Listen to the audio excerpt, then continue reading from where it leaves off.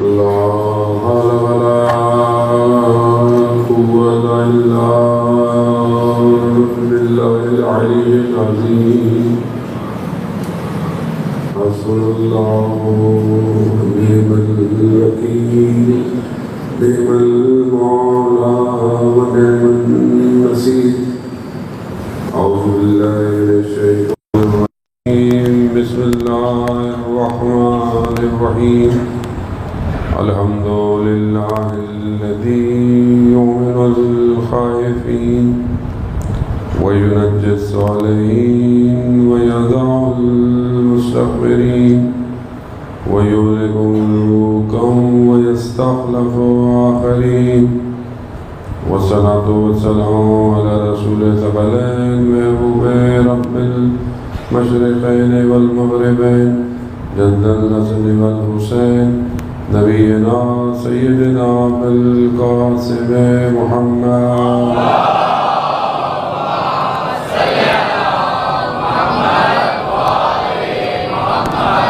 وعلى آله الطيبين الطاهرين المعصومين، لا سيما بقية الله بالأرضين روحي وأرواحنا لتراب مقدم الفداء ولعنة الله على أعدائهم أجمعين. بسم الله الرحمن الرحيم. رب اشرح لي صدري ويسر لي أمري واحلل عقدة من لساني يفقهوا قولي.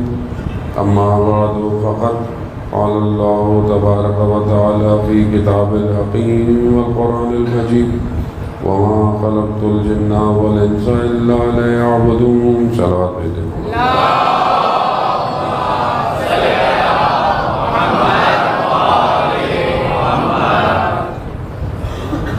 عزیزان محترم، مجلس ایام فاطمیہ سلام اللہ علیہ کے سلسلے کی ایک مجلس ہے.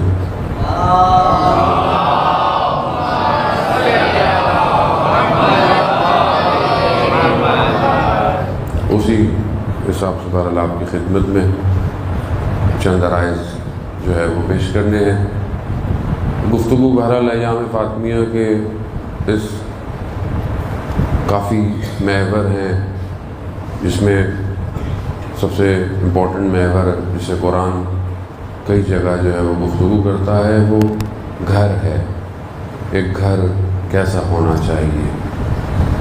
اور قرآن جو ہے وہ گھر کے اوپر بہت تاکید کر رہا ہے. 72 دفعہ قرآن میں بیت کا لفظ اپنے جمع کے ساتھ آیا ہے. خدا گھر کو جس طرح چاہتا ہے اس نے مختلف گھرانوں کا بھی ذکر کیا ہے. انبیاؤں کے گھر اور صالحین کے گھر کیسے ہونے چاہیے.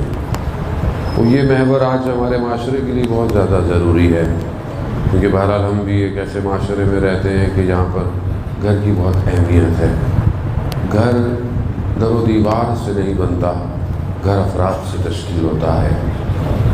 در و دیوار بہت اچھے ہوں، خوبصورت ہوں، مگر افراد صحیح نہ ہوں تو وہ گھر کبھی بھی ترقی نہیں کرتا. اس لیے جو افراد اچھے، اور افراد اچھے کیوں ہوں؟ کیونکہ بہرحال ایک معاشرے کو اچھے افراد کی ضرورت ہوتی ہے، اور کوئی بھی معاشرہ بغیر افراد کے نہیں چل سکتا. یعنی آپ یہ سمجھیں کہ میں صرف اکیلا اچھا ہو جاؤں تو بہت اچھا ہو جائے گا، معاشرہ کبھی بھی نہیں ہو سکتا. کیونکہ اسلام جو مذہب ہے وہ مدنی مذہب ہے. مدنی سے مراد یعنی شہر کا مذہب ہے، اجتماع کا مذہب ہے. اسلام کی جو تعلیمات ہیں، جو احکامات ہیں، وہ ایک صرف فرد کے لیے نہیں ہیں. مثال کے طور پر بہت سارے ایسے اسکول آف تھاٹس کہہ لیں، یا ایسے فرقوں کے اندر فرقے کہہ لیں آپ، یا ایسا کوئی گروہ کہہ لیں آپ، کہ جہاں پر صرف شخصیت کے اوپر زور دیا جائے. اسی کے لیے انسان ایسا ہوتا ہے کہ جب دیکھیں کہ انسان جو ہے وہ صرف خود اچھا ہو. یا بہت سارے مذہب جو تحریف ہو گئے ہیں، یعنی اصل مذہب ایسے نہیں تھے، ہو گئے ہیں بہت سارے مذہب کہ جو انبیاء آئے تھے لیکن اب ان کے اندر تبدیلی ہو گئی ہے. مطلب مسیحیت ہے جیسے کرسچنیٹی، اب اس کے اندر کیا ہے کہ آپ نے صرف سنڈے کو چرچ جانا ہے. وہ بھی اب بہت تھوڑے لوگ جاتے ہیں، باقی کچھ بھی ہو کچھ بھی کرتے رہیں. یا پھر آس پاس کچھ بھی ہو رہا ہو آپ کو اس سے کیا، آپ جائیں اپنی عبادت کریں جائیں۔ اب یہ مذہب یا فرقہ یا کوئی بھی چیز ہوتی ہے یہ صرف شخصیت محور ہے، یعنی بس تم اپنی فکر کرو، تمہیں اس سے کیا برابر میں کیا ہے، تمہیں اس سے کیا معاشرے میں کیا ہے، جبکہ اسلام ایسا نہیں ہے۔ الہی جتنے بھی مذہب آئے کوئی بھی ایسے نہیں تھے، کیونکہ جو اولو العزم پیغمبر ہیں ہمارے وہ تھوڑے سے ہیں، اور ان اولو العزم پیغمبروں کو جب ابلاغ دیا گیا، تبلیغ کے لیے کہا گیا، جبکہ ہر نبی کا کام پیغام دینا تھا، میسج دینا تھا۔ کچھ انبیاؤں کی ڈیوٹی زیادہ سخت تھی، جس میں خود حضرت موسیٰ ہیں، حضرت عیسیٰ ہیں، حضرت ابراہیم علیہ السلام، اور خود ہمارے آخری پیغمبر ہیں۔ وہ ان کا کام صرف یہ نہیں تھا کہ میسج پہنچا دو، ان کا کام تھا معاشرے کو تشکیل دو، ایک سوسائٹی کریٹ کی جائے۔ خوب سوسائٹی میں اب کس کس چیز کی ضرورت ہے، اسلام وہ ساری چیزوں کو لے کر پیش کرا ہے۔ یعنی جہاں بھی آپ قرآن میں دیکھیں تو نبی کو یہ نہیں کہا گیا کہ نماز پڑھو، نبی سے یہ ارشاد ہوا کہ اقیموا الصلاۃ، یعنی نماز کو قائم کرو، یعنی نماز کو برپا کرو۔ نماز نہیں کہ صبح اکیلے جا کے تم نماز جا کے پڑھ لو، نہیں، قائم کرو۔ خوب قائم کرنے کے لیے خوب مسجد چاہیے، مؤذن چاہیے، آواز چاہیے، معاشرے میں لوگ چاہیے جو پیچھے نماز پڑھیں۔ خوب جب نماز پڑھیں گے تو پھر نجاست سے پاکیزگی چاہیے، صاف پانی چاہیے، لباس پاک ہونا چاہیے، چیزیں حرام نہیں ہونی چاہیے، ذبح شرعی ہوں گی تو لیدر کی چیز آپ استعمال کریں گے، اور XYZ چیزیں پھیلتی چلی جائیں گی۔ یعنی پھر بہت سارے دوسرے احکام اس کے ذیل کے اندر آٹومیٹکلی اپلائی کرنے پڑنا مجبوری ہے آپ کی۔ اب آپ نماز کیسے قائم کریں گے جب بہت ساری چیزیں ممکن نہیں ہیں، اور جب آپ نماز قائم کریں گے تو جو چیزیں نماز سے روکتی ہیں ان کو بھی آپ کو روکنا ہے۔ تو یہ پھر آہستہ آہستہ، لیکن آج جو دنیا کا سسٹم ہے وہ آہستہ آہستہ ہمیں اس طرف لے آیا ہے، کیا آپ اپنا کام کرو، آپ کو اس سے کیا، آپ اپنی فکر کرو۔ اچھا، ایک تو یہ کہ ذہن میں ڈالا گیا، دوسرا کہ حالات ایسے دنیا کے کر دیے جائیں کہ انسان صرف اپنی فکر کرے۔ اسے اب آپ ابھی جو پوزیشن ہے معاشرے کی ہمارے، وہ ابھی یہ تو یہ ہے کہ انسان اپنے گھر میں بھی کسی کو نصیحت نہیں کرتا، کیسے کرے؟ بچہ ابھی اتنا ماشاءاللہ بڑا ہو گیا ہے کہ وہ اپنے والد سے کہتا ہے آپ کو کیا پتہ، آپ کا زمانہ کوئی اور تھا، ابھی اینڈرائڈ موبائل کا زمانہ ہے۔ تو ابھی تو بچہ پیدا ہوتے ہی اس چھوٹے بچے کو پتہ ہے کہ اینڈرائڈ موبائل کہاں سے آن ہوتا ہے اور آئی فون کہاں سے آن ہوتا ہے۔ وہ بلٹ ان آ رہا ہے اس کے ساتھ، بچے کے ساتھ یہ سسٹم بلٹ ان آ رہا ہے۔ کیوں آ رہا ہے؟ کیونکہ جب یہ حمل میں ہے تو ماں فون یوز کرتی ہے بہت زیادہ۔ وجہان محترم ایسی ہے، جن علماؤں کی مائیں قرآن پڑھتی تھیں، زیارتیں پڑھتی تھیں، ان کے بچوں میں جب ذرا سا بھی شک آتا تھا تو پوچھتے تھے کہ تربیت کہاں مشکل میں آئی ہے۔ مشہور واقعہ آپ نے سنا ہے عالم دین کا کہ بچے نے کوئی غلطی کی، کوئی چھوٹی موٹی غلطی کی ہوگی، تو انہوں نے بہت پریشان ہوئے، کہا کہ میں نے تو اپنے بچے کی تربیت ایسی نہیں کی تھی۔ پھر انہوں نے اپنی زوجہ سے پوچھا کوئی چیز آپ نے تربیت میں، کوئی کھانا کچھ؟ کہا نہیں۔ کہا جب یہ حمل میں تھا تب؟ تو انہیں یاد آیا کہ میں پھل کی دکان پہ گئی تھی اور پھل میں انار کے چکھنے کے لیے کہ انار میٹھا ہے یا نہیں ہے، تو میں نے سوئی جو ہے وہ انار کے اندر ڈالی تھی۔ سوئی میں کتنا انار لگا ہوگا، بس میں نے وہ چکھا تھا، یعنی اس کے میں نے پیسے نہیں دیے، مطلب اچھا نہیں ہوگا میں نے لے لیا۔ اس قطرہ بھی شاید نہ ہو، اس ایک قطرے کے اثرات یہ تھے کہ بچے سے کوئی غلطی ہو گئی، اور یہاں تو ٹھیلے پہ آپ پھل لینے جاؤ، چکھتے چکھتے ہی آدھا درجن تو چلا گیا، پھر بولتے نہیں مزے کا نہیں ہے، اچھا تول دو۔ اب جب تولتا ہے تو یہ حساب تھوڑی کرتے ہیں جو آپ کھا چکے ہیں، اب یہ لقمہ جو حرام آیا ہے خوب یہ اثرات دکھاتا ہے۔ آج جو معاشرے میں فقدان، پریشانی، مشکلات ہیں، یہ بچے کا قصور نہیں ہے، یہ میرا قصور ہے، میں نے اسی تربیت میں کہاں کمی چھوڑ دی ہے؟ تو عزیزان محترم، خوب یہ معاشرہ آہستہ آہستہ اس نہج پہ پہنچ چکا ہے کہ اب بچہ لادین ہو گیا ہے. آنے والی نسل، جوان نسل، ابھی دیکھیں اس کے مسائل کیا ہیں. اسے دین کیا ہے اس کے لیے؟ مثلا وہ تو دین کی کیا بات، سب دین ٹھیک ہے، سب صحیح ہے، یہ بھی صحیح ہے، وہ بھی صحیح ہے، سب ٹھیک ہیں. خوب یہ سسٹم پہ لایا جا رہا ہے اور ایک اچھی بڑی تعداد کو لے آئے ہیں یہ لوگ. مطلب اور جو تھوڑا بہت دیندار لوگ ہیں یا دین ہے، تو دین کی شکل ایسی کر دو کہ جو نارمل آدمی وہ دین سے دور ہو جائے. جو ہمارے لبرل آدمی ہیں وہ بولتا ہے ایسے دین ہمیں نہیں چاہیے، یہ ہر وقت لڑتے رہتے ہیں، گھٹتے رہتے ہیں، ان کا کام کیا ہے. عزیزان محترم، اسلام مدنی مذہب ہے. یعنی جب اسلام آیا ہے تو اسلام پیغمبر اکرم حضرت محمد مصطفیٰ صلی اللہ علیہ وسلم،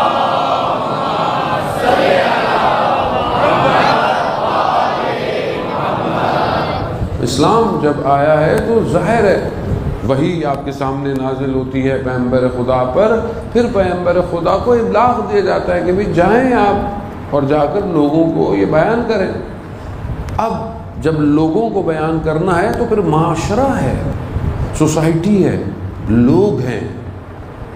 جو عرب تھے جنہوں نے پیغمبر کی بات کو مانتے نہیں تھے اور انہیں آفر بھی بہت کی کہ بھئی آپ جو دل چاہے لے لیں، آپ کو دولت چاہیے، آپ کو یہ چاہیے، ہم آپ کو سب دینے کو تیار ہیں، مگر آپ ہمارے خداؤں کو برا نہیں کہیں.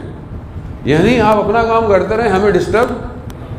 خوب اگر صرف اپنا دیکھنا ہوتا، اپنا گھر تو پیغمبر کو ابلاغ نہیں ہوتا.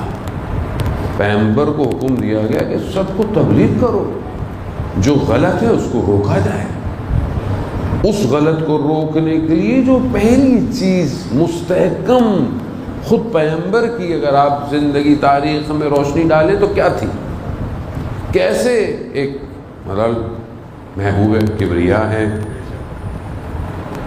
بہترین اور معلم بشریت ہیں، سب سے افضل ہیں، پہلی مخلوق ہیں، لیکن اس کے باوجود زمینی جو حقائق ہیں بشر کے، اس کو پورا کر رہے ہیں تقاضوں کو.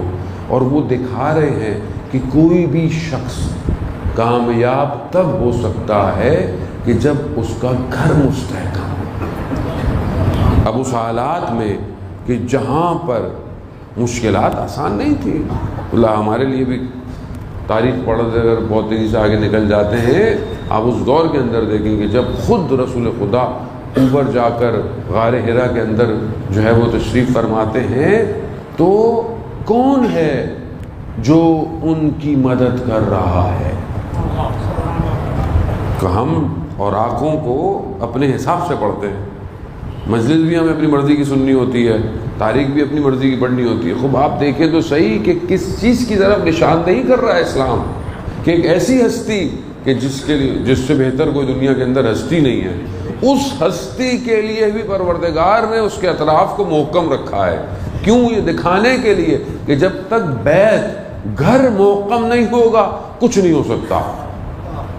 اس گھر محکم کرنے کے لیے جب ایک خاتون کا انتخاب کر رہا ہے، اسے خاتون کا انتخاب کیا گیا، وہ خاتون کتنی اسٹرانگ ہے کہ رات کی تاریکی میں جا کر اس غار میں رسول خدا کو کھانا تک پہنچا رہی ہے. تو یہاں آپ دیکھیں کہ کتنا یہ، اور اسی سسٹم کو توڑنے کی آج پوری کوشش ہے جو اینٹی، اچھا صرف مذہب نہیں، مطلب جو انسانیت کے دشمن ہیں ان کا یہ کام ہے. اور جہاں قرآن جہاں ہے وہاں سب سے پہلے انہی گھروں کی بات کر رہا ہے، گھر کیسا ہونا چاہیے، گھر کیسا ہو. وہ حضرت موسیٰ علیہ السلام جب کہ فرعون کے دربار کے اندر پل بڑھ رہے ہیں، وہاں پر بھی ایک خاتون ہے جو توحید پرست ہے، جو اس اللہ کے ولی کی تربیت کر رہی ہے. تو یعنی کون سی چیز ہے جسے فوکس کر رہی ہیں قرآن کی آیتیں؟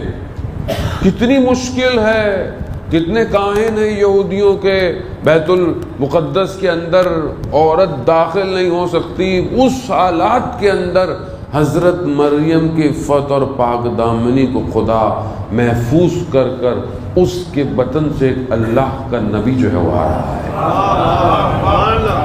یہ اسلام آپ کو، قرآن آپ کو دکھا رہا ہے عزیزان محترم۔ اب یہ جو اب سلسلہ ہے کہ یہ محکم ہو جب رسول خدا آتے ہیں، رسول خدا اس بات کو ابراغ کرتے ہیں تو اپنے اطراف کو محکم دیکھتے ہیں۔ جب جو بھی مشکل ہے، خود رسول خدا فرماتے تھے ان کی حضرت خدیجہ سلام اللہ علیہا، ان کی جو ہے وہ درجات بلندی اور ان کی رفعت اور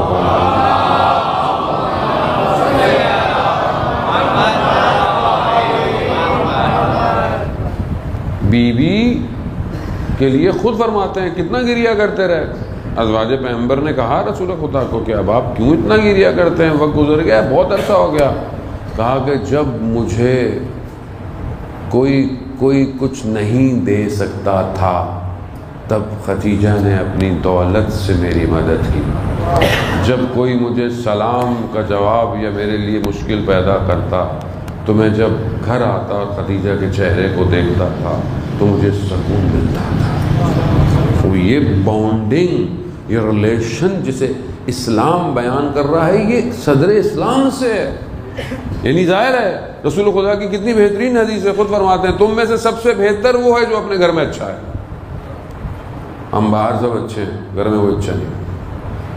باہر سب سے آرام سے، ہمدردی سے، پیار سے، محبت سے، گھر آتے ہی چہرے کا رنگ اکھڑ جاتا ہے، نمک بھی گھر کم لگتا ہے، کبھی چینی زیادہ لگتی ہے کھانے میں۔ وہ کیوں؟ کہ رسول کہہ رہے ہیں تم میں سے سب سے اچھا وہ ہے جو اپنے گھر میں اچھا ہے، اور تم سب میں سب سے بہتر اس معاملے میں میں ہوں، کیونکہ رسول خدا سے اچھا کوئی ہو۔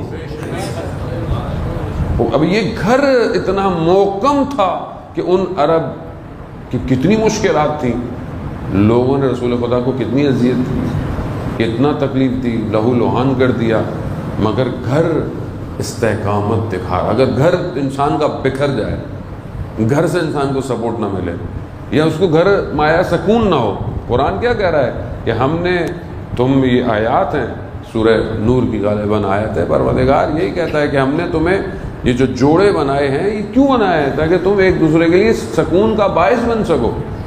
اگر یہ گھر سکون کا باعث نہ ہو تو انسان گھر جائے گا نہیں جائے گا۔ آج کا سسٹم عزیزان محترم اسی سکون کو برباد کر رہا ہے۔ آج سوشل میڈیا، آج ٹی وی ڈرامے، جتنی بھی چیزیں آپ اس کو ملٹی پلائی کرتے جائیں، ان سب کا اصل ہدف اس گھر کو توڑنا ہے۔ یہ گھر اگر بکھر جائے گا تو کوئی بھی نسل ایسی پیدا نہیں ہوگی کہ جو وقت کے امام کی نصرت کرے گی۔ ہم بعض اوقات معاشرے کی ایسی چیزوں کو ہائی لائٹ کرتے ہیں، بولتے بھی ہیں، بحث بھی کرتے ہیں، جبکہ ہیں ضروری ہیں، سارے مسائل ڈسکس ہونے چاہیے، لیکن اصل بیسک پرابلم کہاں ہے، جڑ کہاں ہے، جڑ مسئلے کی، اس جڑ کے لیے ہم بعض اوقات اتنا ڈیٹیل میں اترتے نہیں ہیں۔ اسلام اسی جڑ کو محفوظ کرنا چاہ رہا ہے۔ جب قرآن اس شجر طیبہ کی بات آتی ہے تو کیوں پروردگار کہتا ہے کہ شجر طیبہ کون ہے؟ کہ اس کا ستون جو ہے وہ استوار ہے، اس کی جو چیزیں ہیں وہ آسمان تک جا رہی ہیں، اس کے جو ہیں وہ پتے جو ہیں وہ کچھ اور ہیں، اس کی شاخیں جو ہیں وہ کچھ اور ہیں۔ یہ شجر طیبہ ہے۔ شجر طیبہ کے لیے اس کا جو جڑ ہے وہ مضبوط ہونی چاہیے۔ وہ اگر ہم چاہتے ہیں کہ آج ہم اپنے وقت امام کے لیے کام کریں، وہ ذہن محترم اس کے لیے ضروری ہے کہ یہ گھر جو ہم نے تشکیل دے دیا ہے، جس کی بارہ شادی ہو گئی ہے، بچے ہیں، یا جو آگے اپنے اس گھر کو بنانا چاہتا ہے، وہ کیا ہدف رکھتا ہے اور کون ساری چیزیں اس کے ساتھ مسائل ہیں، وہ ہم اسی گھر کی طرف، یہ گھر یہ جو فاطمی گھر ہے، یہی گھر ہے۔ دیکھیں اس گھر نے امام خمینی رضوان اللہ تعالیٰ علیہ کا مشہور جملہ یہ فرماتے تھے کہ یہ کوچہ بنی ہاشم کا گھر جو کہ ظاہراً کچی دیواروں کا گھر تھا، مگر اس گھر نے کائنات کو کیا دیا؟ ایک علی ابن ابی طالب، حسن اب حسین، زینب و کلثوم دیے۔ وہ بھی یہی تو گھر ہے کہ جس کی وجہ سے آج پوری انسانیت بچی ہوئی ہے. خوب اس گھر کی طرف، اب یہ گھر کے اندر خوب کیا ہونا چاہیے. جانا تو موضوعات بہت سارے تھے میرے پاس بھی، لیکن معاشرے میں ابھی مشکلات صرف گھر کی ہیں. ہر گھر کی داستان ایک الگ ہے. ہمارے پاس جتنے بھی لوگ مسائل بھیجتے ہیں، مشکلات بھیجتے ہیں، ہم ظاہری طور پر مذہبی ہیں، ہم پریکٹیکل مذہبی نہیں ہیں. ہم اسلام کی ان تعلیمات کو سنتے ضرور ہیں، لیکن جب عمل کرنے کا وقت آتا ہے نا، ہم کھوکھلے ہو جاتے ہیں، بالکل اس شخص کی طرح. وہ دیکھیں، ایمان اور اعتقاد جو ہے نا، وہ عمل سے ظاہر ہوتا ہے، وہ صرف زبان سے ظاہر نہیں ہوتا. ایک آدمی کہے کہ میں ذکر کرتا ہوں، استغفار کرتا ہوں، توبہ کرتا ہوں. خوب یہ توبہ اور استغفار تب ہو کہ جب وہ گناہ کرتے وقت اس کے اعضاء و جوارح کانپنے لگے، جب اسے احساس ہو. ورنہ پھر آپ استغفار زبان سے پڑھتے رہیں، استغفار استغفار استغفار، بس تسبیح، اب تو تسبیح بھی ڈیجیٹل آ گئی ہے، وہ بھی پڑھتے رہیں، اور آپ کی نہ زبان گناہ سے روکے، نہ آنکھیں آپ کی گناہ سے روکیں، نہ آپ کا ذہن گناہ سے روکے، تو پھر آپ کی استغفار کیسی. اسی طرح بہت سارے معاملوں میں ہم اس رحمان کی رحمانیت کے مانتے تو ہیں، لیکن جب پریکٹیکلی امپلیمنٹ آتا ہے تو دیکھتے ہیں کہ نہیں، اس شخص کی طرح کہ جو رات کی تاریکی میں مختلف طریقے سے واقعہ بیان ہوا ہے کہ پہاڑ سے گر گیا یا کسی بڑی سی عمارت سے نیچے گرا، اندھیرا تھا، تاریک تھی، پتہ نہیں تھی، پھنس گیا درمیان میں کسی ٹہنی میں، کسی چیز میں، اور کپڑے اس کے پھنس گئے. اس نے کہا پروردگار میری مدد کر، تو رحمان ہے، تو رحیم ہے. آواز آئی جو لباس تمہارا پھنسا ہوا ہے اس کو کھول دو. اس نے کہا میں کھول دوں، میں تو نیچے گر جاؤں گا، میرے تو ٹکڑے ہو جائیں گے. پکارا مگر عمل نہیں کیا. صبح جب کچھ لوگ گزر رہے تھے تو کیا دیکھا؟ آدھے میٹر کے فاصلے پر شخص اپنے ہی لباس میں پھانسی میں مر گیا.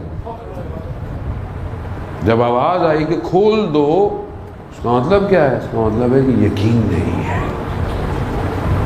یقین، جبکہ خدا کہہ رہا ہے مجھ پہ یقین کرو.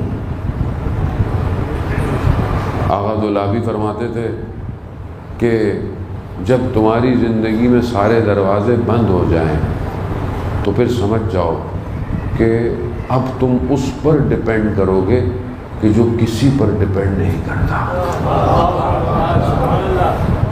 اب یہ انسان تبھی ہے کہ جو اس کو یقین ہو جائے گا کہ تو سب بند ہو گیا، اب وہ ہے کہ جو سارے دروازوں کو کھولے گا. لیکن کیا میں اس طرح بڑھا ہوں کہ نہیں بڑھا؟ کیسے بڑھوں گا؟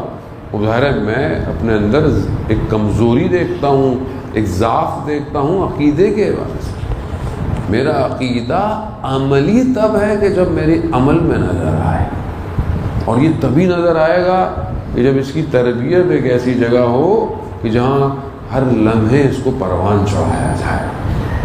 عزیزان محترم، ہم جس معاشرے میں رہ رہے ہیں، آج آپ کے سامنے معاشرے میں جو مسائل ہیں، چاہے وہ سیاسی ہوں، چاہے وہ مذہبی ہوں، چاہے وہ اقتصادی ہوں، ان سب کو اوور کم کرنے کے لیے افراد کی ضرورت ہے. افراد نہیں ہوں گے تو آپ کیسے کریں گے کام؟ اور جب ہم یہ کہتے ہیں کہ آج یہ افراد سب خراب ہیں، کوئی چور ہے، کوئی ڈاکو ہے، کوئی فلانا ہے، کوئی فلانا ہے، خوب یہ سب ہم میں سے ہیں، یہ باہر سے کوئی نہیں آیا، وہ اسی معاشرے نے لوگوں کی پروان چڑھائی. ذوالقرنین، اسکندر جسے کہتے ہیں، کتنی لمبی زندگی ہے، کہاں کہاں کہاں گئے، وہ یاجوج ماجوج کو بھی جو قوم کو بچایا، وہ سب ذوالقرنین حضرت موسیٰ کی قوم کے پاس سے گزرے تو دیکھ کر پریشان ہو گئے. کہا کہ لوگ اتنے سکون میں، اتنے اطمینان میں ہیں. دیکھا تو ان کے گھروں کے صحن کے اندر قبریں بنی ہوئی ہیں. کہا یہ کس کی قبریں ہیں؟ کہا یہ ہمارے رشتہ دار جو مرتے ہیں ہم ان کو اپنے صحن میں دفناتے ہیں. کہا کیوں؟ کہا تاکہ ہم روز دیکھتے رہیں کہ ہم نے بھی قبر میں جانا ہے. کہا تمہارے گھروں میں دیواریں کیوں نہیں ہیں؟ کہا کیونکہ ہمارے یہاں کوئی نہ چور ہے، نہ کوئی نقصان دینے والا ہے. تو کہا تمہارے یہاں کوئی حاکم بھی نہیں ہے؟ کہ ہمارے یہاں ایک دوسرے سے لڑائی نہیں ہوتی ہے. کیوں؟ کیونکہ اعتقاد ایسا ہے. یہاں تو آدمی گھر والے پہ گھر والا بھروسہ نہیں کرتا، موبائل میں 4 پاسورڈ لگے ہوئے تھے، یہ والا بھی، انگوٹھے والا بھی، آنکھوں والا بھی، سب لگے ہوئے ہیں. یہ بند ہو جائے تو یہ نہ کھلے، یہ نہ کھلے تو یہ نہ کھلے. کیوں؟ بھروسہ نہیں. اندر سے چور، اندر کا چور باہر کہاں آئے گا؟ ذہن خوب معاشرہ چاہیے.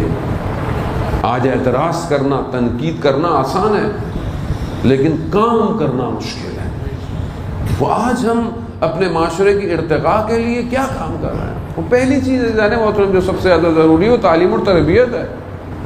آج ہم نے اپنے گھر میں یا اپنے محلے میں تعلیم و تربیت کا کیا ماحول ہے؟ کیا ہمارے پاس کوئی سسٹم ہے؟ کیا ہم نے کوئی سسٹم انٹروڈیوس کیا ہے؟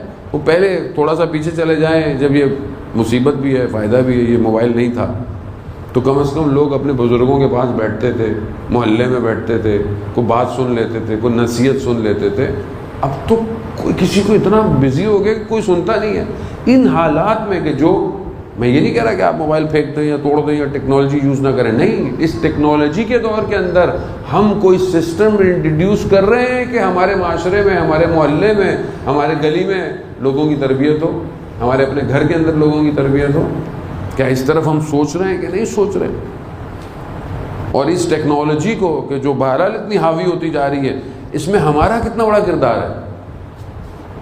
اگر آپ خود اس ٹیکنالوجی میں نہیں آئیں گے تو جو ظاہر ہے جو دوسرا آئے گا وہ اپنی مرضی سے آئے گا.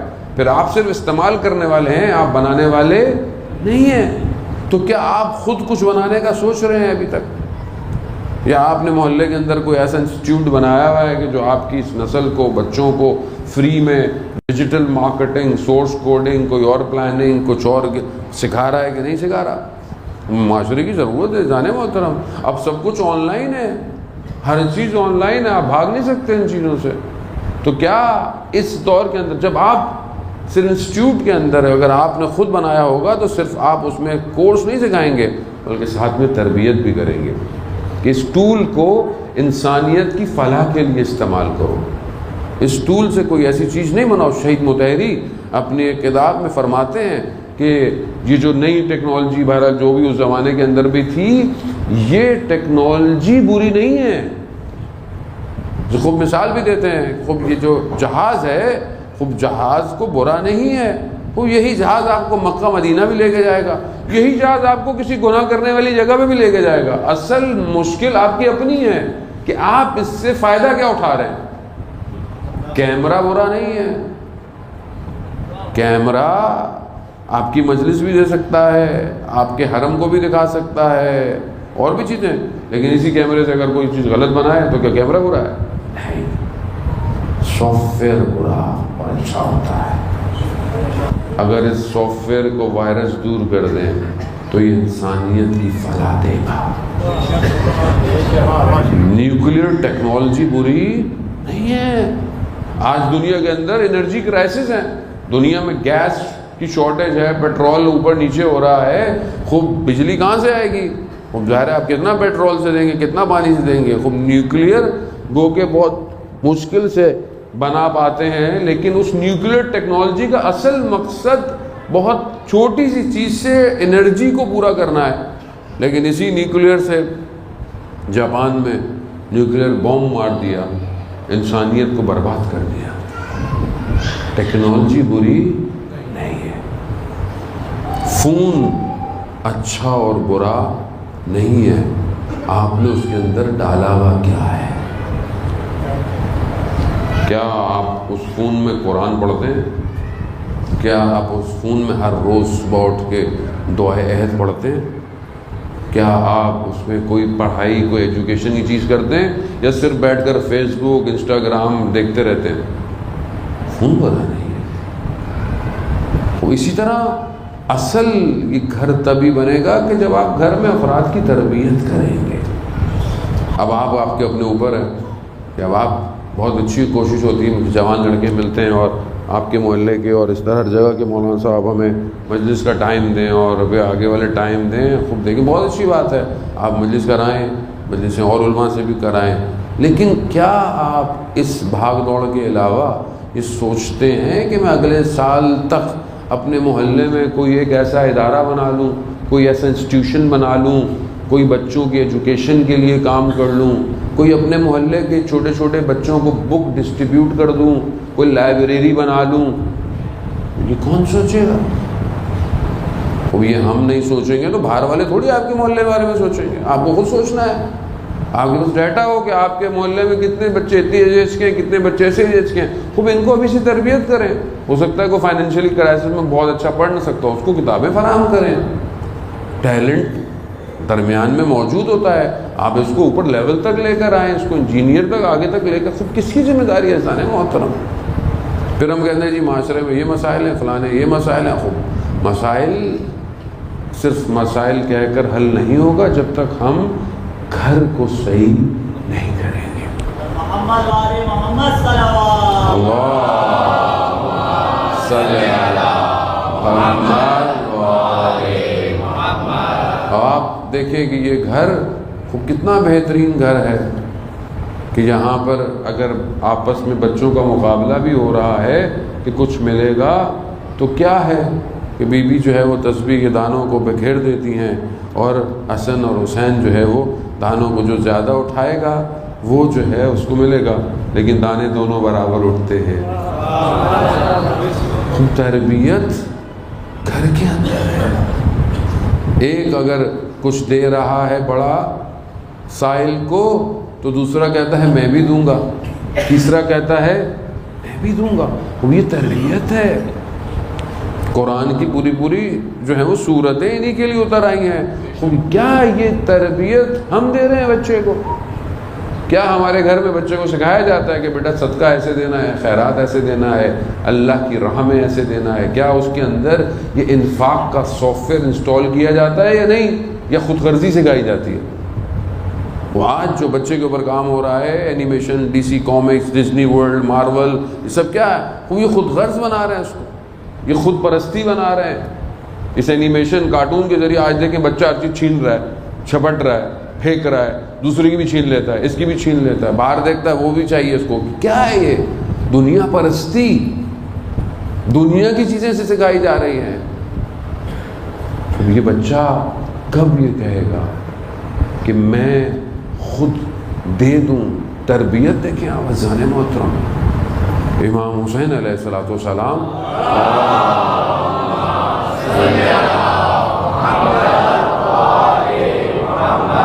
امام حسین 50-56 سال ہے جب جو ہے وہ مدینہ سے جو ہے وہ روانہ ہو رہے ہیں۔ اس سے پہلے جب مدینہ کے حاکم نے امام کو بلایا بیعت کے لیے تو امام نے جہاں بہت سارے جملے کہے، ہے ہاتھ منا ذلہ، یہ امام کا جملہ ہے۔ اس کے بعد امام نے ایک اور جملہ کہا کہ جو زیادہ پڑھا نہیں جاتا۔ امام نے جب یہ کہا کہ خب ہمیں گوارا نہیں ہے یہ ساری چیزیں، ہم اس سے مبرہ ہیں، تو امام نے فرمایا کہ جس طہارت نے ہماری پرورش کی ہے وہ راضی نہیں ہے اس کام سے۔ یعنی اگر آپ اس کو عام جملوں میں ترجمہ کریں تو کہا ہماری والدہ راضی نہیں ہے اس کام سے۔ مولا آپ اپنی اتنی ایج ہو گئی ہے آپ کی، پھر بھی کہا نہیں ماں ضروری ہے۔ ماں نے تربیت ایسی کی ہے کہ حسین جیسا یزید جیسے کی بیعت نہیں کر سکتا۔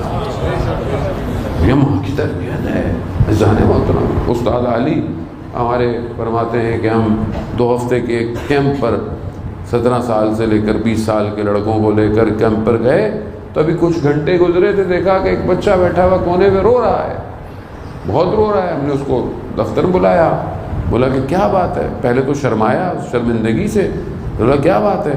کہا مجھے میری ماں یاد آ رہی ہے۔ اس 17 سال کا لڑکے ہوتے تو مذاق اڑاتے کہ چھوٹے بچے ہو تمہیں ماں یاد آ رہی ہے، لیکن جتنے بیٹھے ہوئے تھے انہوں نے کہا کہ آفرین ہو اس ماں پر جس نے ایسی تربیت کی ہے کہ تھوڑی دیر کے لیے بھی دور ہے ماں کو یاد کر رہا ہے۔ عزیزان محترم، ماں وہ بیس ہے سوسائٹی کی کہ جو ایک بچے کو چاہے وہ کسی گاؤں میں پیدا ہو اور کسان کا بیٹا ہو، اس کی تربیت ایسے کرتی ہے کہ وہ قاسم سلیمانی بن جاتا ہے۔ یہ ماں ہے، وہ ان ماؤں کو لوگ نہیں پہچانتے۔ یہ ماں کی تربیت ہے کہ اس مقام پر آ جائے ایک شخص کہ پوری دنیا اس کے نام سے گھبرانے لگ جائے. آج بھی شہید ہوئے سردار کو کتنا عرصہ ہو گیا، آج بھی انسٹاگرام قاسم سلیمانی کے نام سے گھبراتا ہے، فیس بک گھبراتا ہے. وہ ایسی کیا بات ہے؟ وہ کہا شخص ایسا ہے، مائیں گمنام ہے ایسی. شیخ انصاری خوب کتنے بڑے ہیں کہ جتنے بھی بڑے فقہا ہیں آج اس زمانے سے لے کر آس پاس کے، کہ سب شیخ انصاری کی اس محنت کا نتیجہ ہے. علم کسی نے لے لیا، سیاست آیت اللہ شیرازی نے لے لی، لیکن تقویٰ جو تھا شیخ انصاری کا ان کے ساتھ قبر میں چلا گیا. شیخ انصاری کی ماں دیس فل کی رہنے والی تھی. نجف جب آئیں اپنے بچے کے پاس بھی اور زیارت کرنے، تو جب عرب خواتین کو پتہ چلا کہ شیخ انصاری کی ماں ہے تو ہاتھوں کو چومنا شروع ہو گئی، بالکل عقیدت احترام. ماں پریشان ہو گئی، کہا بیٹے سے، کہا کہ یہ کیوں میرے ہاتھوں کو چوم رہی ہیں؟ بیٹے کی تربیت ایسی تھی کہ نہیں بتانا چاہتے تھے کہ یہ میری وجہ سے چوم رہی ہیں. کہا ماں یہ اس لیے آپ کے ہاتھ چوم رہی ہیں کہ آپ دائم الوضو رہتی ہیں، آپ جو ہے وہ تہجد کی نماز پڑھتی ہیں. تو ماں کہتی ہے خب بہت سارے لوگ تہجد پڑھتے ہیں، میرا ہاتھ کیوں چوم رہی ہیں؟ کہا ماں اس لیے کہ آپ زیارت پہ آئی ہیں. وہ کہا بہت سارے لوگ زیارت پہ آئے ہیں، میرا ہی ہاتھ کیوں چوم رہی ہے؟ وہ ماں بھی ان کی سخت تھی. جب دیکھا کہ اب کوئی چارہ نہیں رہا تو کہا ماں یہ میری وجہ سے چوم رہی ہے. کہا تمہاری وجہ سے کیوں چوم رہی ہیں؟ مگر تم کون ہو؟ تم اگر کوئی صرف بندہ خدا ہو، تمہارے اندر کیا ایسا خاص ہے؟ ماں کی تربیت تھی. عزیزان محترم، یہ مائیں گمنام ہے. ہم جس وطن میں خاص طور پہ جوانوں سے جو بیٹھے ہوئے ہیں، اگر چاہتے ہیں، ظاہر ہے جوان ہیں، آپ کو آنے والی زندگی میں اپنے لائف پارٹنر کا انتخاب کرنا ہے، تو آپ اپنی آنے والی نسل کی ماں کو دیکھیں.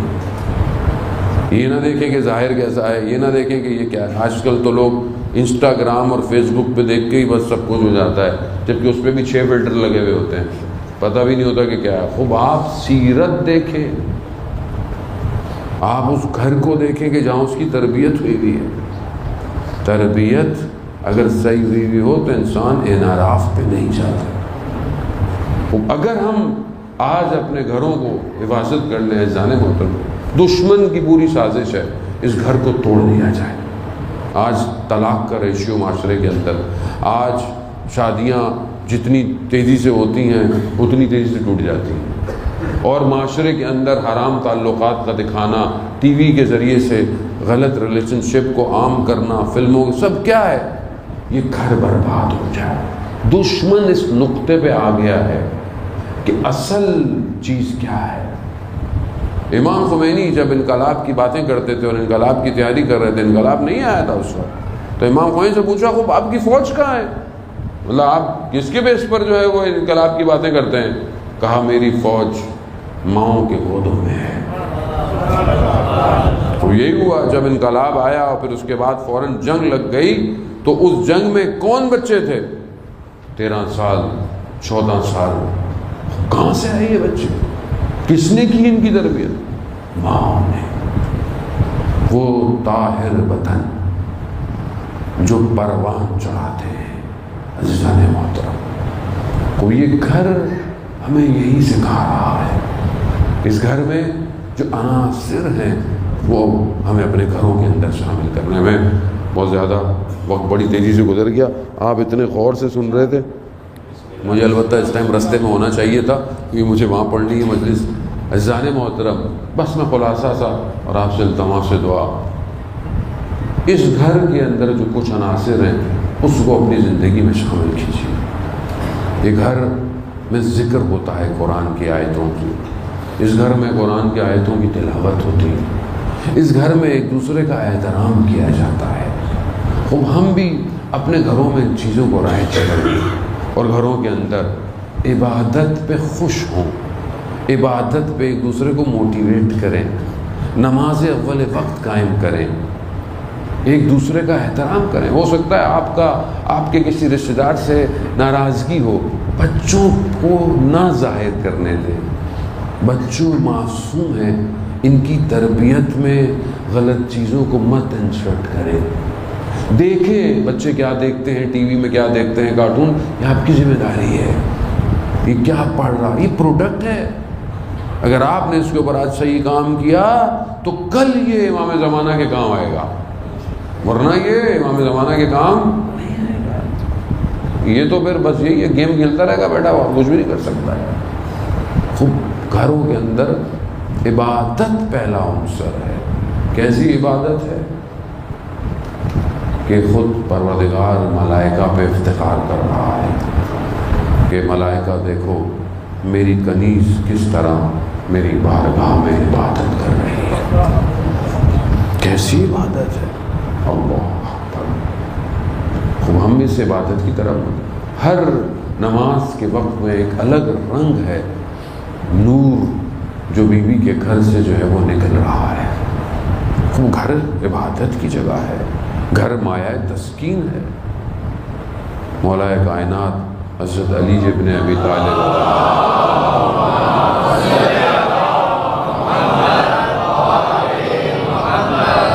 امام فرماتے ہیں کہ جب میں گھر میں جاتا تھا اور جب میری نگاہ سیدہ پر پڑتی تھی تو میرا غم اور حزن ختم ہو جاتا تھا۔ مایہ تسکین ہے سیدہ۔ بس عزیزان محترم، یہی بیوی ہے جس سے ہمیں توسل کرنا ہے۔ نجات بھی انہی سے ہے، مشکلات کا حل بھی انہی کے پاس ہے۔ آخری وقت ہے، رسول خدا بستر پر ہیں، بیٹی باپ کے سرانے بیٹھی ہے۔ بیٹیاں باپ کا بڑا خیال رکھتی ہیں، اور یہ تو ایسی بیٹی ہے کہ کائنات میں کوئی ایسی بیٹی پیدا نہ ہو۔ کوئی بتا نہ پایا۔ روایات میں ہمارے استاد کہتے ہیں میں نے بہت دیکھا روایات میں، تاریخی کتابوں میں، کہ کوئی ایسا ہو کہ جسے رسول نے ہاتھ کا بوسہ لیا، کہا جو سب سے زیادہ نظر آیا کہ رسول خدا جھک کر اپنی بیٹی کا ہاتھ چومتے تھے، نہ ایک دفعہ، ہمیشہ۔ کیسی بیٹی ہے یہ، اللہ۔ آخری وقت میں دروازے کو جب دیکھا کہ کوئی کھٹکھٹا رہا ہے، بی بی نے کہا کون ہے؟ کہا میں بہت دور سے آیا، مجھے رسول خدا کی زیارت کرنی ہے۔ بی بی نے کہا کہ ابھی طبیعت ٹھیک نہیں ہے، بعد میں آئیے۔ تھوڑی دیر پھر گزری، پھر تخت الباب، کہا کون ہے؟ کہا میں بڑی دور سے آیا ہوں۔ کہا کہ حالت بہتر نہیں ہے ابھی۔ تیسری دفعہ پھر آیا۔ ایسے میں خود رسول خدا، کہا بیٹی آپ جانتی ہیں کون ہے؟ کہا نہیں بابا۔ کہا ملک الموت ہے، آپ کے احترام میں اجازت لے کر اندر آنا چاہتا ہے۔ یا رسول اللہ آپ زندہ ہیں، ملائکہ ابھی پوچھ کے آتے ہیں، آپ کے جانے کی دیر ہے۔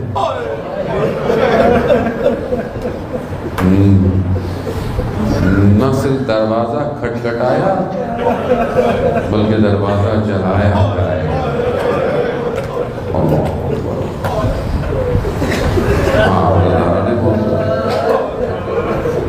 دکھ یہی تھا، بیوی کو کسی چیز کی ضرورت نہیں تھی۔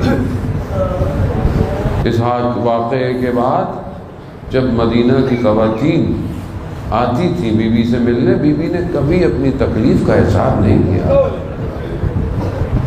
بس یہی کہتی تھی کہ مجھے دو ہی غم ہیں، ایک میرے بابا کے جانے کا غم ہے اور ایک مجھے علی کے حق کا غم ہے۔ خواتین مدینہ کی کیا لکھتی ہیں عزیزان محترم، کہ جب ہم آتے تھے تو ہر روز ہم بیوی کو کمزور پاتے تھے، جسم گھلتا جا رہا تھا۔ ایسا کیا ہوا، ایسا کیا حادثہ پیش آیا؟ عزیزان یہ مسلمانوں کے لیے سوالیہ نشان ہے۔ ایک ہی بیٹی ہے رسول کی، اور اس کی قبر کہاں ہے، اس کا حرم کہاں ہے، نہیں پتا کسی کو۔ تو یہ ظہور تک یہ معاملہ مخفی ہے۔ ہمارے لوگ بعض اوقات غلط فہمی کا شکار ہو جاتے ہیں۔ مدینہ میں جو ائمہ علیہ السلام کے ساتھ جو قبریں بنی ہوئی ہیں وہ فاطمہ بنت اسد کی ہے، وہ بیوی کی قبر نہیں ہے، کسی کو نہیں پتا۔ ایک عالم دین نے عمل کیا بہت زیادہ، تو خود جو ہے وہ کہتے ہیں کہ چھٹے امام خواب میں آئے، کہا کہ کیوں یہ عمل کر رہے ہو؟ کہا کہ مجھے پتہ چلے کہ بیوی کی جو ہے وہ مرقد مبارک کہاں ہے۔ کہا یہ اللہ کا راز ہے، اس کو راز رہنے دو، تمہیں اگر زیارت کرنی ہے تو فاطمہ معصومہ کن کی زیارت کر دو، ان کی زیارت سیدہ کی زیارت کر دو۔ عزیزان محترم، ہوا کیا؟ دروازے کو جلا دیا گیا۔ علی کی ولایت، علی کہاں ہے؟ علی کو بھیجو ورنہ ہم دروازے کو جلا دیں گے۔ آواز آئی مگر تمہیں نہیں پتا میں کون ہوں؟ کہا کون؟ کہا میں فاطمہ ہوں۔ کہا ہوا کن ہے؟ بس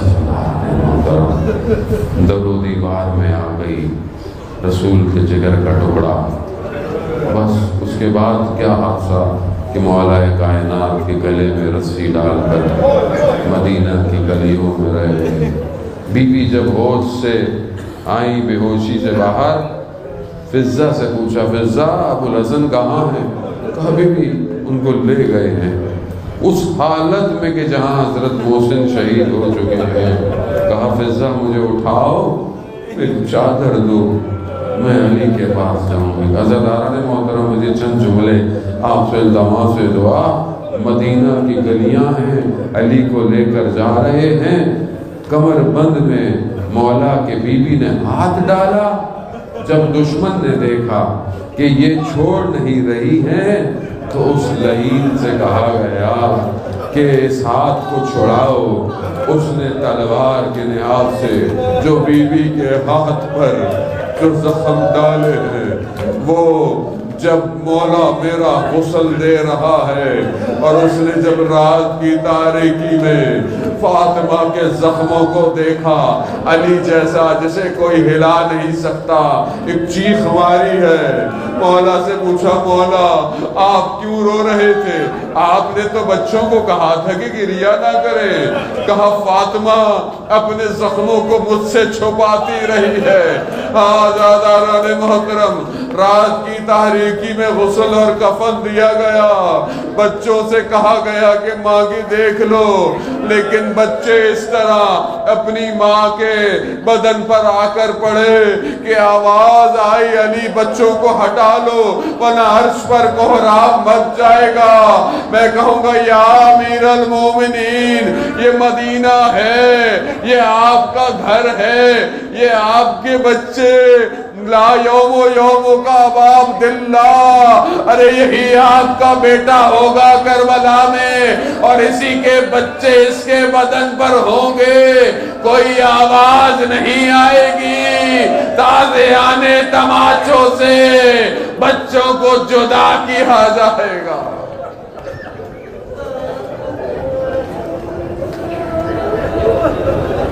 الا لعنۃ اللہ علی القوم الظالمین وسیعلم الذین ظلموا ای منقلب ینقلبون۔ پروردگار امام زمانہ کے ظہور میں تعجیل عطا فرما، ہمیں ان کے ناصروں میں مددگار فرما۔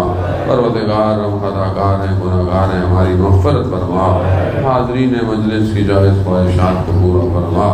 بہت سارے لوگ مریض ہیں، کینسر کے مریض ہیں، خود نثار شاہ جی جو ابھی ان کا آپریٹ ہوا ہے، کچھ اور ان کے جو ہے وہ جو مراحل باقی ہیں، پروردگار انہیں، اور ایک بچے نے مجھے میسج دیا اس کے بھائی کے لیے، پروردگار ان سب کو شفائے کاملہ اور عاجلہ عطا فرما، جو بے اولاد ہیں اولاد صالح عطا فرما، مقروضوں کے قرضوں کو غیب سے عطا فرما، ہمارے وطن عزیز پاکستان کو عزت اور استحکام عطا فرما۔ پروردگار اسلام جہاں جہاں ہے ماننے والے ہیں، اپنی آزادی کی جنگیں لڑے انہیں کامیابی عطا فرما، دشمنان اگر ہدایت کے قابل ہیں انہیں ہدایت عطا فرما۔ پروردگار ہم عیسائی دنیا میں ان فتنوں کے دور کے اندر ہمیں اس فتنوں کے دور میں کامیابی عطا فرما. اللہم ارزقنا زیارت الحسین فی الدنیا و شفاعتہ فی الآخرہ. صلوات پڑھتے محمد.